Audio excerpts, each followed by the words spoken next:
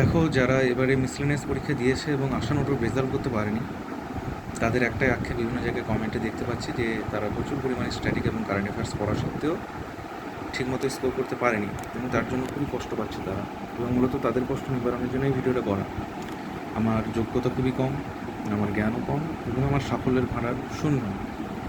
তবুও আমি এই যে আমার 2019-এর WBPSC ক্লার্কশিপের যে প্রশ্নপত্র প্রথম ভাগের সেটা তোমাদের সঙ্গে ভাগ করে নিচ্ছি।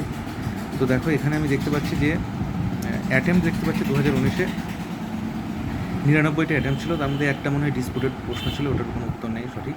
98টা মতো অ্যাটেম্প করতে পেরেছিলাম এবং সেটা যদি আমি ভাগ করে দেখি, জিএসএ যে 40টার মধ্যে আমি ওখানে অ্যাটেম্প করেছি 29টা, আর 10টা ভুল হয়েছিল ওখানে। তাহলে ওখানে স্কোর দেওয়া হচ্ছে মোটামুটি, যেটা দেখতে পাচ্ছি 25.66। ম্যাথমেটিক্সে একটা পারিনি এবং 29টা অ্যাটেম্প করেছিলাম, সেটা সঠিক হয়েছে 29। আর ইংরেজিতে হচ্ছে 25টা সঠিক, 5টা ভুল এবং স্কোর হচ্ছে 23.33। সবগুলো মিলিয়ে হচ্ছে মোটামুটি 78 এবং মনে হয় ডিসপুটেডের জন্য 1 নম্বর পরে যোগ করে দিয়েছিল এবং সেই জন্য 79-এর কাছাকাছি হয়তো স্কোর হয়েছে।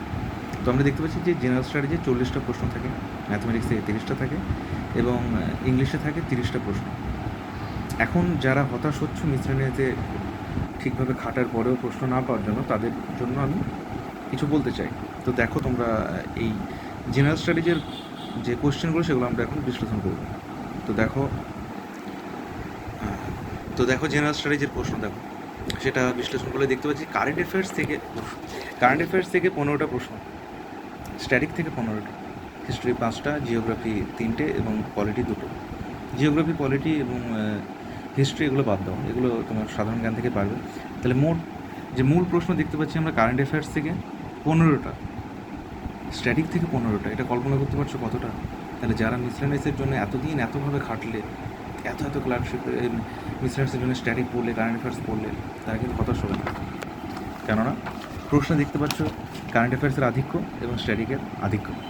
সুতরাং ওই একই প্রস্তুতি নিয়ে তোমরা এগো, মাত্র আর 59 দিন পর পরীক্ষা, এবং তোমরা সেখানে সফল হবে। আর মিসলেনিয়াসের যে মার্কসটা কাট অফ থেকে 1 নম্বর বেশি পেলেও হবে, প্রিলি নাম্বার তো যোগ হচ্ছে না, কিন্তু ক্লার্কশিপে প্রিলি নাম্বার যোগ হবে এবং সেটাই চাকরি পাওয়ার জন্য অনেকটা এগিয়ে রাখবে তোমাকে। সুতরাং আগামী ক্লার্কশিপ প্রিলির জন্য তোমাদের সকলকে শুভেচ্ছা। আর হতাশ হওয়ার কিছু নেই। আর আমার মনে হয়, আমি যদিও আমার কোনো যোগ্যতা নেই, জ্ঞান নেই কাউকে কিছু বলার, কৌশল বলে দেওয়ার যে কীভাবে পরীক্ষাটাই জন্য প্রস্তুতি নিতে হবে, কিন্তু কারেন্ট অ্যাফেয়ার্স থেকে দেখছি 15টা প্রশ্ন এবং স্ট্যাটিক থেকে 15টা প্রশ্ন।